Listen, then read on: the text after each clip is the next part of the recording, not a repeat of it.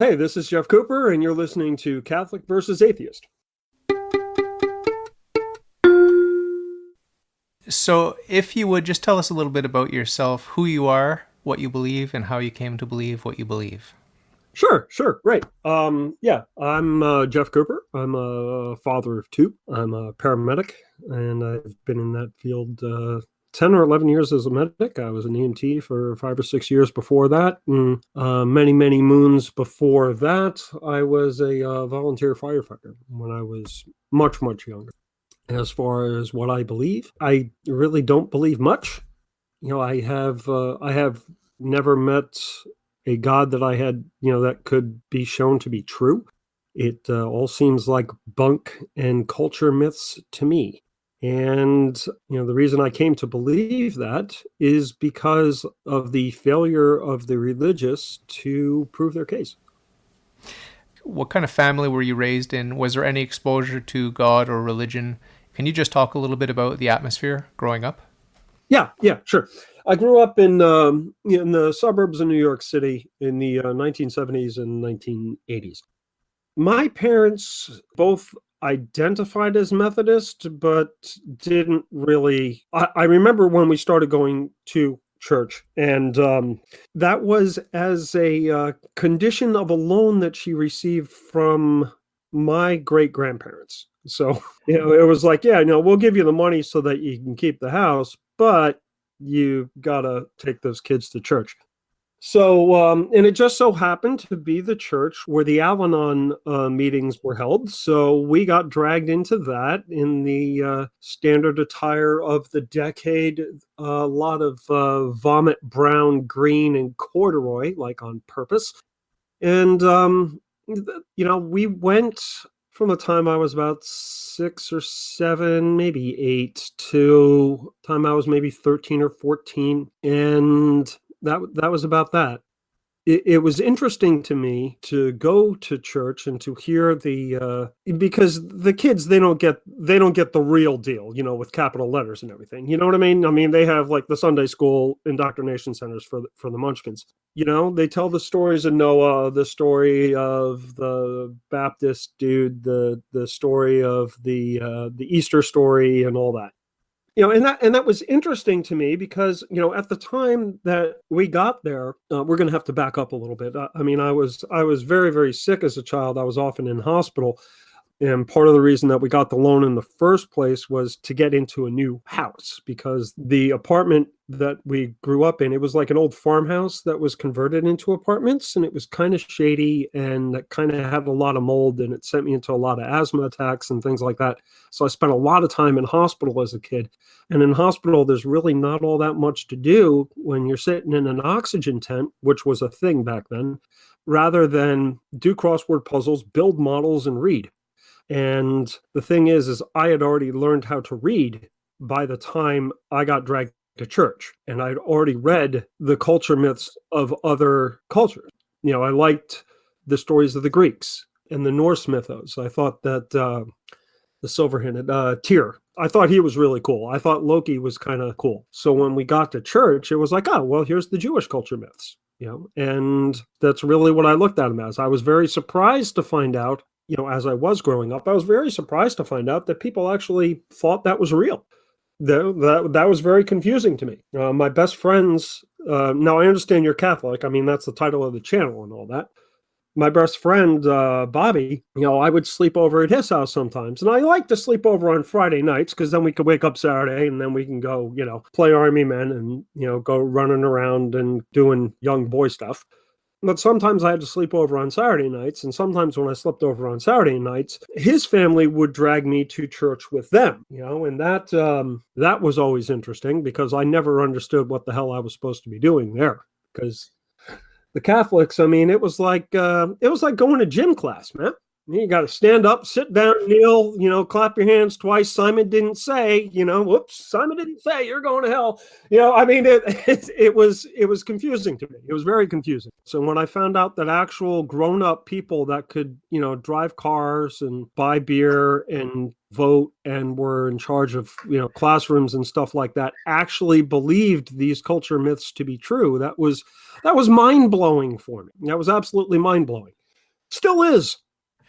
Are you one of the people that commented on Aaron Ra's video? And if so, what sort of comments did you make and what sort of silly reply did I give you? Do you remember? Yeah, I did. I remember when you called into the Atheist Experience. I remember that distinctly because that was the episode that aired on my birthday. And you posted a video from that, and then you posted the one with Thorin. And the discussion that you and I had on there was somewhat antagonistic because you were saying that you, unlike atheists, affirm that you have both free will and reason, even though the type of libertarian free will that you were advocating for in your video with Aaron had been quite easily refuted, and you didn't really have responses to that. And I called you out on it, and we had a kind of back and forth on that. And my main sticking point was, your definition of what humanity is does not comport with reality. When it comes to the concept of free will, what is your take on that? How does that work? Not 100% hard determined. That's my definition of free will. So some things that you think, say, and do are not 100% hard determined by the laws of nature. That's all that I mean. Okay. And how does that track with your deity? Because my understanding of your deity, and correct me if I'm wrong, it's like Carl Sagan's view of the cosmos. All that is, was, and ever shall be, he already knows. Is that about right? I mean, I can't do anything that's going to surprise your God, right? Yeah. Just because God knows what I'm going to do doesn't mean that he is the cause of what I'm going to do. Just like I know what you're going to do when I'm done speaking, you're going to speak, but I'm not causing you to speak. So can there be moral agency and personal responsibility if hard determinism is the case? If hard determinism is true, then it would stand to reason that what I choose to say in response to this, I really could not say otherwise because of an infinite number of factors that went into that decision being made. I do, however, think that there is a threshold where it can be overridden, where you would be normally compelled to do something, but choose to do otherwise. Or not even so much choose to do otherwise, but not choose to do that, which I think are two different things. I mean, you would agree that that's two different things, right? Yeah, it doesn't really matter because that's just a different set of constraints. But you're still stuck with constraints. No, you have the option to exert that or not. I know, but your choice to exert it is determined. No, it has been shown through these studies that there is a threshold, I want to say less than 200 milliseconds. So you have about 0.2 of a second to override that. That split decision, where you have the choice to swerve left to avoid the accident or jam on the brakes. Yeah, but when you make that what you would consider a free choice to go left or to go right, if you had the technology to zoom in on that free choice, the mechanism of that free choice, what you're calling a free choice, if you were to zoom in on it, do you think that you would find a violation of any of the laws of physics or biochemistry or any other natural laws? Or do you think that this mechanism of so-called free will obeys the laws of nature? I don't see any circumstance where the laws of physics or biology could be violated, because if the world around us suddenly stops acting like the world around us, okay, then we have a new phenomenon that we don't understand. So we would have to go in and analyze that and look at that and figure out what it is, how it does, what is the mechanism by which this occurs, what is the cause, what is the effect. This falls into what you were calling determinism, is completely antithetical to what you were calling free will. So be it. I'm okay with that because I don't see how you were going to reasonably appeal to anything to refute this. Well, the refutation is in the fact that you're free, and you've just admitted that the mechanism behind your so-called free will is 100% hard determined by the laws of nature. Nothing escapes.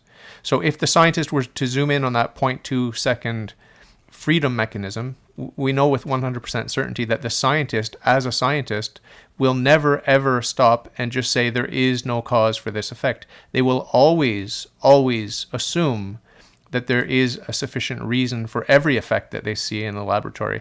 As our technology improves, we are able to go deeper and deeper and deeper into finer and finer resolution to examine these mechanisms in neuroscience or in any other science. So if you take two ingredients that you are very comfortable with, one ingredient is science, where we always say there's a sufficient reason for everything that we observe, and maybe we haven't discovered it yet, but we know it's there. That's what motivates us to keep looking for it, and that's why we have science in the first place. So when we combine that with the other principle, which is that everything is natural, we are left with hard determinism, and there is no free will, and therefore there is no possibility of morality or of personal responsibility or of love or of beauty or of justice or anything else. Nope. Stop. We are an evolved social species, and it is in the species' best interest to reward moral behavior and punish immoral behavior. Beauty is entirely subjective upon the individual. It is indeed in the eye of the beholder. So your assertion that there is no beauty if everything is cause and effect is nonsensical. That there is no responsibility. Well, again, I think that ties into morality and ties into the social aspect of the species into which we have evolved. We need other humans to survive. We have needed other humans to survive. We have created cultures, and those cultures have created great works of art, great works of literature, and great stories. And some of those stories, like religions, are ones that, we value very, very much. So you can still find beauty, you can still find morality, and you can still find these things, even though it is, as it appears, to be a completely natural world in which we live. So to answer my question, can there be moral responsibility, moral agency if there is no freedom? If everything is hard determined, can you be responsible? Can you be moral if you're not free? Just now that we've talked about it, what's your answer?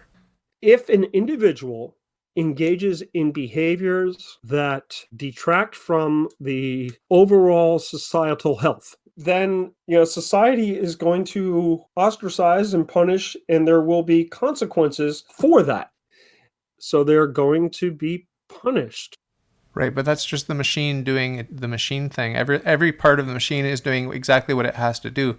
There's no value to anything because everything is exactly what it has to be all the time. If you go to a vending machine and it takes your money and it doesn't give you the candy bar, you don't send the vending machine to prison and you don't send it to see a psychologist.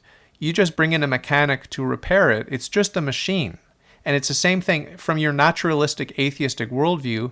Everything is just a machine. It's a very delicate machine. That's not what I said. You said that everything is natural. Is that what I said? Yes, you said that everything is natural and that there's a sufficient reason for everything that happens, right? Correct. That means there's no freedom. And I said that we have great works of art, of beauty, of literature, and these would be of moral worth. Where does the morality come in? Why do human machines go to prison and vending machines that are out of order get treated by a mechanic technician? Because we have developed the sufficient means to repair vending machines and place them back in service. We have not developed the sufficient, mechanics, if you will, to go into a human psyche and repair it to the point where it can be integrated in society. We have been working toward that, but we are not there yet. The fact that you are so excited about art and culture and morality and responsibility and love and justice and beauty is because you live in a world that has the supernatural, it has God, it has angels. All right, please demonstrate where the supernatural is. Show me where it is. Your free will. No, it is nonsense because we have just determined that free will is not a thing because it is a natural world, according to what we had just said before. That it is a natural world and everything is cause and effect. And if it is cause and effect, then there is no free will. So you don't believe in free will, but do you sometimes fantasize that it might be nice to have free will? And what would free will be like? I don't know. I don't know what it would be like. I mean, that isn't something that I fantasize about. I fantasize about... hot chicks. Yeah, no, we can go with that. We can go with that. Like, is there like a free will Pornhub? No. If you're going to come up with a fantasy, make it good. So, what are we doing here? So listen, I do have to wrap things up, but at the end of my interviews, I ask my guests to give a little closing thought. So just to wrap up the show, what do you think you might be able to say to anyone that's out there listening now? Be who you are, do what you can, and, get through your life. It's the only one you got.